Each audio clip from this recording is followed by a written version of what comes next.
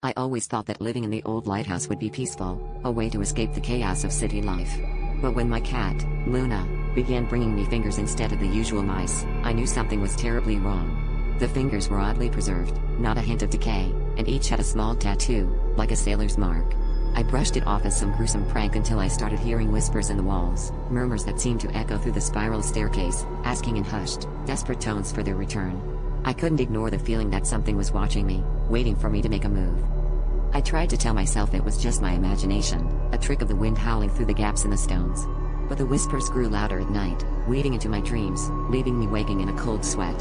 Luna would sit by the wall, her eyes following something I couldn't see, her tail flicking with agitation. I decided to follow her gaze, searching the lighthouse from top to bottom, hoping to find some logical explanation.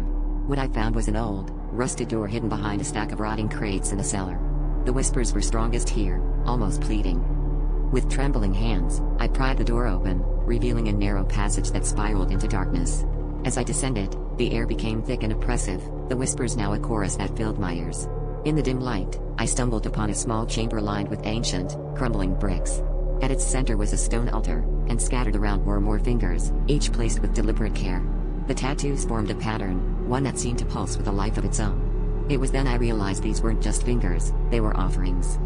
Before I could comprehend the full horror, the whispers converged into a single, clear voice, cold and commanding. Return what is ours, or join them. In that moment, I understood the lighthouse was not just a beacon for ships, but a gateway for something far more sinister. Luna brushed against my leg, her eyes reflecting the spectral glow from the altar.